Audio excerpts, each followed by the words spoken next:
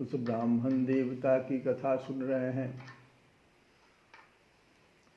जो ब्राह्मण देवता पुत्र के ना होने के कारण बड़े दुखी थे, आत्मदेव नाम था। तो आत्मदेव तो सभी जीवात्माओं का नाम आत्मदेव ही तो है। उनकी जो स्त्री थी वो धुंधली, तो जिनकी बुद्धि धुंधली होती है वो क्या करेगा उस आत्मदेव को, जरा विचारिए। यही तो कथा है। हम लोग जितने भी यहाँ पर बैठे हैं, हम लोग सब मनुष्य हैं और बड़े भाग मानुष तन पावा। बहुत जब हम भाग्यवान होते हैं तब कृपा करके भगवान मनुष्य शरीर देते हैं। अब इस कथा में आगे है कि जो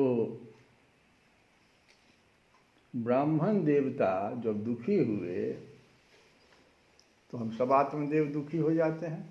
कोई कामना के लिए पुत्र नहीं हुआ इसके लिए दुखी थे। एक संत के पास गए। वो संत क्या थे, बड़ा पहुँचे हुए कोई परमात्मा के ही अंश थे। उन्होंने मना किया कि देखो जी, तुम्हारे भाग्य में संतान नहीं लिखा हुआ है, अर्थात जो तुम अभी कामना कर रहे हो वह नहीं लिखा हुआ है। नहीं माना।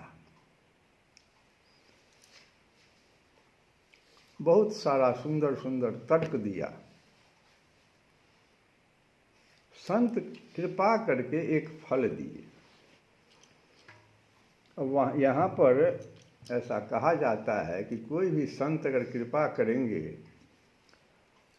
तो तुम्हारे कल्याण का फल देंगे।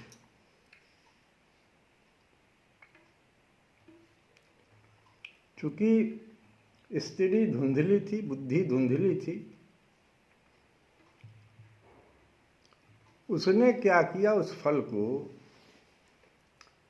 बहुत सारा कुतर्क करके किसी दूसरे को दे दिया जिसको वो अपना समझता था। हम लोग भी कथा से बहुत सारा चीज़ लेके जाते हैं, ये संत समागम है,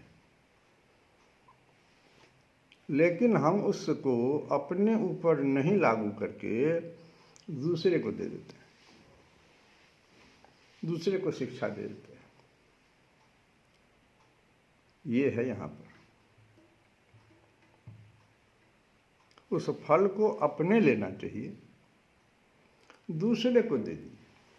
कुतर्क कर, पेट फूल जाएगा, कौन गर्भ धारण करेगा, 25 बातें।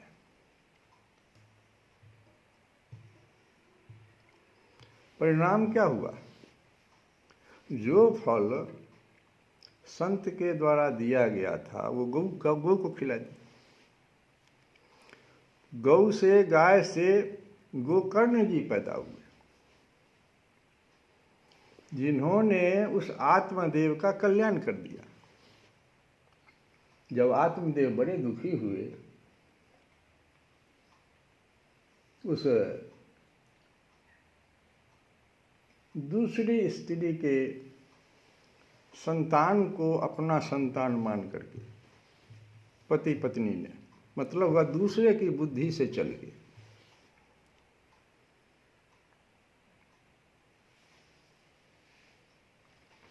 तब अब ब्राह्मण देवता को समझ में आ गया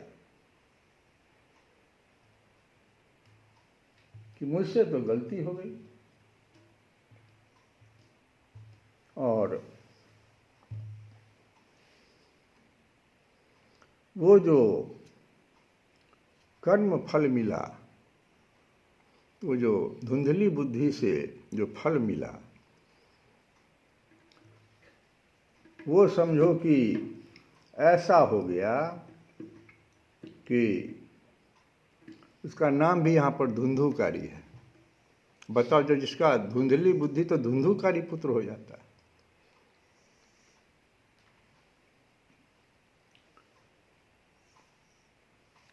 गाय का जो बच्चा हुआ वो तो सर्वांग सुंदर, दिव्य, निर्मल, सुवर्ण सी कांति वाला, लेकिन धुंधुकारी बड़ा दुष्ट निकला।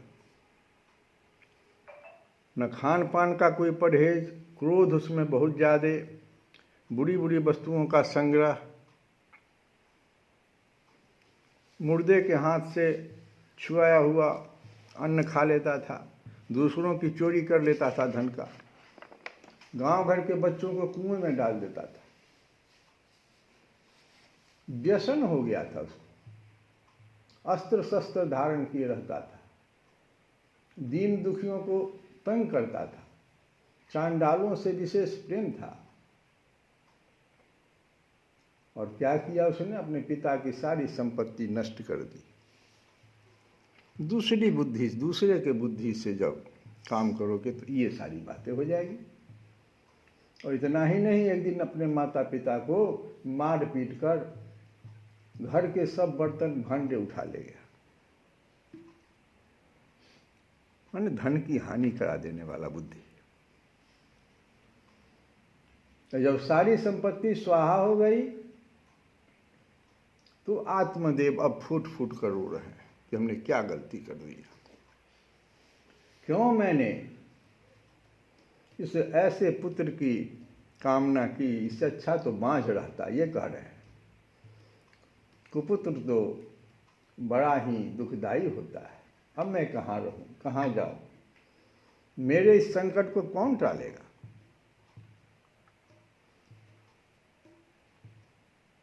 इतनी ही पर अगर डूब जाते सो नहीं, प्राण छोड़ने का निश्चय कर लिया गया। ऐसा संकट उत्पन्न कर दिया उस धुंधुकारी ने, उस बुद्धि ने, धुंधली बुद्धि से उत्पन्न धुंधुकारी।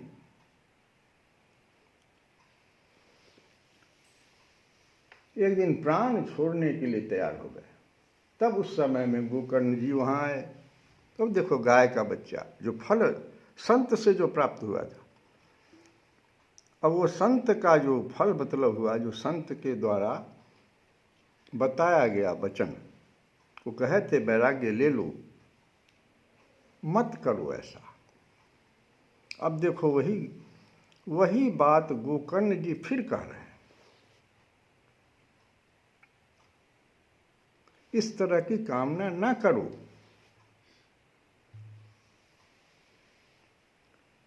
गोकर्ण जी आए, पिता को वैराग्य का उपदेश दिया, समझाया।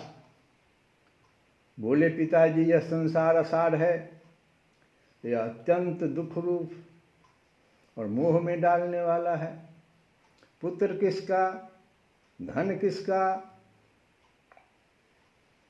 और ये संसार जो है ये तो दीपक के समान जलता रहता है, क्षण क्षण बदलता रहता है। यह मेरा पुत्र है, इस अज्ञान को छोड़ दीजिए। मोह से नरक की प्राप्ति होती है। मोह मूल बहु सूल प्रद। तो यह शरीर तो नष्ट होगा ही, इसलिए सब कुछ छोड़कर वन में चले जाइए। अब गोकर्ण के वचन सुनकर आत्मदेव वन में जाने के लिए तैयार हो गए। अब जाकर के देखो उनकी बुद्धि आई। जो बात संत कहे थे वो बात अब समझ में आ रही 60वें वर्ष में। लेकिन प्रश्न है कि 60वां वर्ष है पुत्र, ये तो बताओ, वैराग्य हमको पता नहीं है, वन में जाके हम करेंगे तो क्या? अभी तक तो मोह के जंजाल में फंसे हुए थे।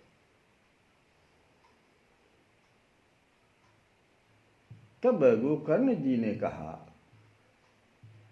कि पिताजी, यह शरीर हड्डी मांस और रुधिर का पिंड है।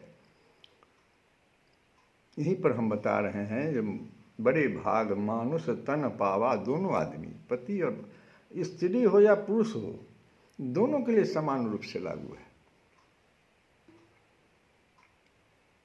दोनों के पास यह साधन मिला है, लेकिन ये साधन है बना किस चीज का, इस पर ध्यान दीजिए। इससे मोह मत कीजिए। कोई भी साधन हमें जो मिलता है तो उसका देख रेख हम लोग बड़े बड़े ढंग से करते हैं। छोटा से छोटा चीज, बड़ा से बड़ा। लेकिन ये शरीर इतना अत्यंत दुर्लभ, इसका केयर हम लोग नहीं कर रहे हैं। अब बना हुआ किस चीज से है? हड्डी मांस और रुधिर का पिंड है। कब गड़बड़ा जाए पता नहीं। इसे आप मैं मानना छोड़ दें। इससे आप जितना जल्दी हो जल्दी इससे फायदा उठा लें।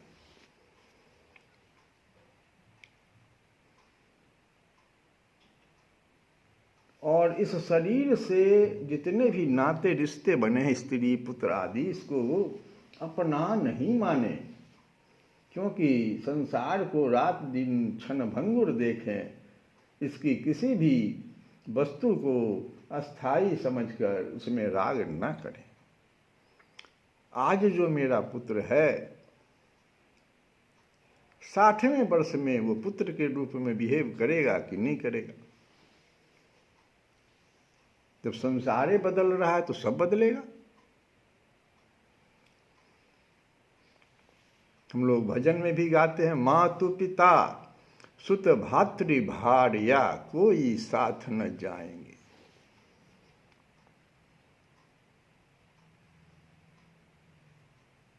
तो आप राग न करें इस समय, बस एकमात्र वैराग्य रस के रसिक होकर भगवान की भक्ति में लगे रहें और भगवद भजन करें। तो कैसे करिएगा? शरण में आए हैं हम तिहारी, शरण में आए हैं हम तिहारे, दया करो हे दयालु भगवन शरण।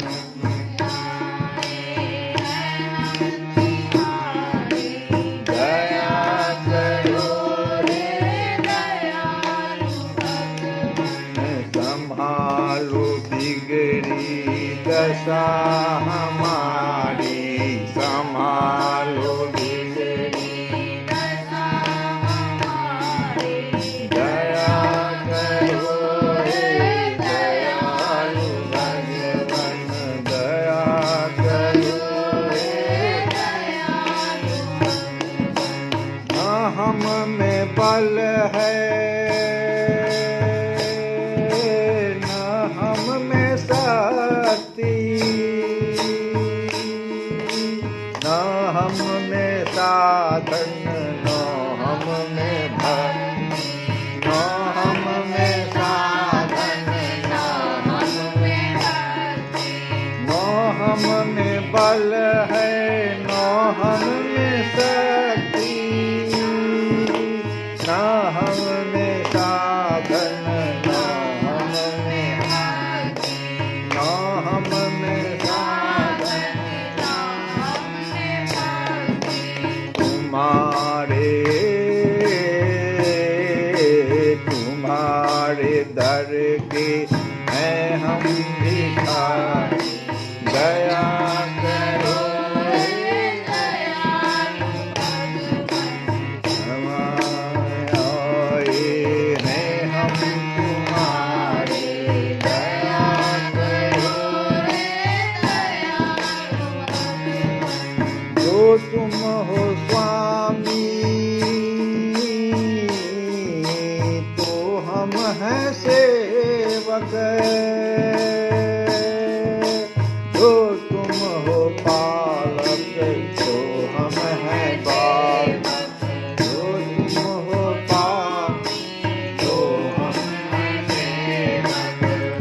तुम हो स्वामी तो हम हैं सेवक, जो तुम हो पालक तो हम हैं बालक, तो हम हैं बालक, जो तुम हो ठाकुर तो हम पुजारी, दया करो दया करो हे दयालु भगवान, शरण में आए तुम्हारे, दया करो हे दयालु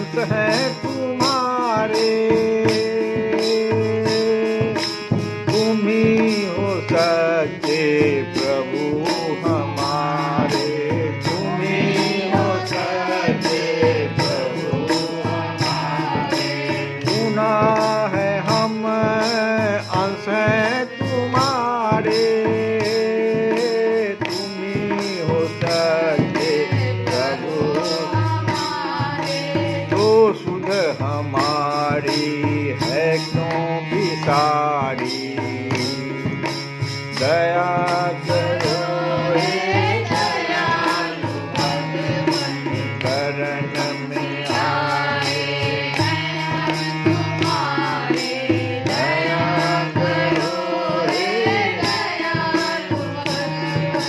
बुरे हैं जो हम तो हैं तुम्हारे, भले हैं जो हम तो हैं तुम्हारे, भले जो हम तो हैं तुम्हारे, बुरे हैं जो हम तो हैं तुम्हारे, भले हैं जो हम तो हैं तुम्हारे, तुम्हारे हो करके हम पुकारे, दया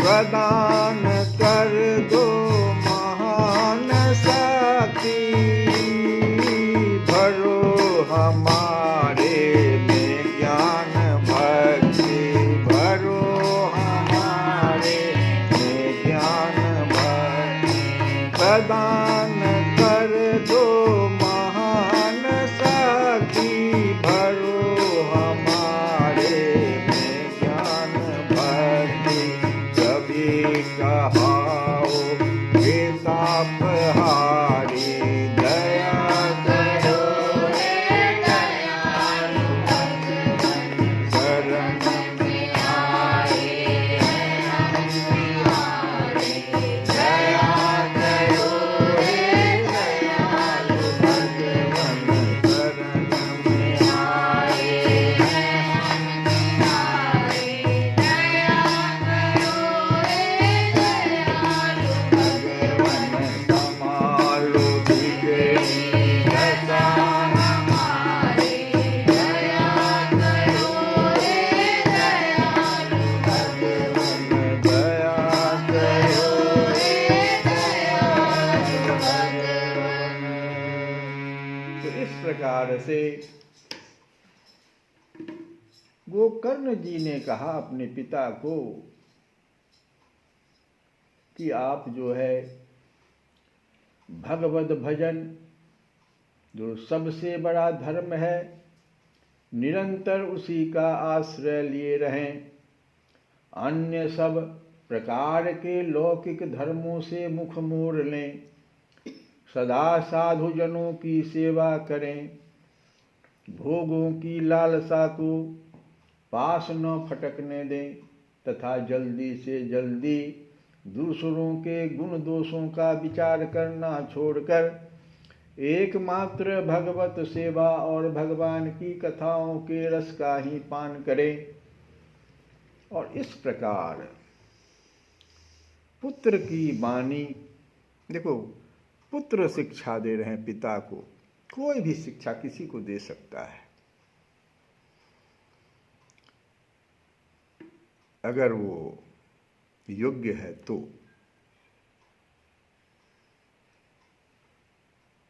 पुत्र की वाणी से प्रभावित होकर, कोई प्रभावित कब होता है? जब उसे कुछ भी दिखाई नहीं पड़ता है। उसमें उस समय में कोई भी व्यक्ति अगर वो योग्य है तो उसको मार्गदर्शन कर सकता है, बशर्ते कि बुद्धि धुंधली ना हो। सुन लिया और उधर जाके छोड़ दिया, दूसरे को दे दिया, अपने पर लागू नहीं, ऐसा नहीं करना। ये कथा है, ये आत्मदेव की कथा जो है ना, हम सबों की कथा है जिसकी बुद्धि धुंधली है। और देखो गौर करो, ये धुंधुकारी जो था ना, इसमें आया है कथा में आगे कि 5 वेश्याओं को ले आया, 6 वेश्याओं को लाता, 3 वेश्या को लाता, 2 वेश्या को लाता, 10 को लाता।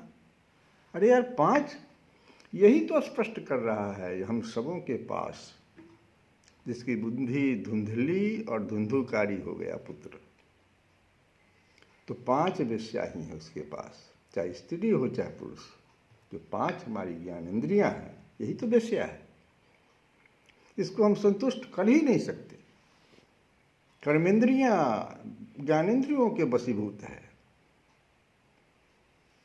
वो दोषी नहीं है। ये ज्ञानेंद्रियों के वश में जो हम हो जाते हैं, इसको संतुष्ट करने में जो लग जाते हैं, ये हमें लूट लेता है, अंत में आग में झुलसा देता है।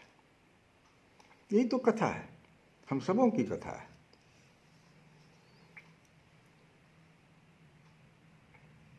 तो कहते हैं कि पुत्र की वाणी से प्रभावित होकर आत्मदेव ने घर छोड़ दिया और उस समय उनकी आयु 60 वर्ष की। फिर यहाँ पर एक 60 वर्ष शब्द आया है। 60वें वर्ष में जो आप जो रचना करते हैं उससे कुछ फल मिलता है, यही अर्थ है। अभी नहीं दिखाई पड़ेगा। अभी जो 60 पार कर गए उनसे पूछो, वो कुछ बताएं तो उस समय में धुंधली बुद्धि से उस बात को मत लिया करो।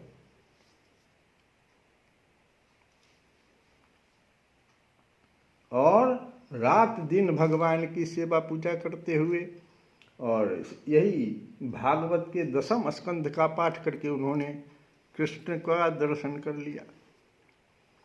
श्री कृष्ण गोविंद हरे मुरारे, हे नाथ नारायण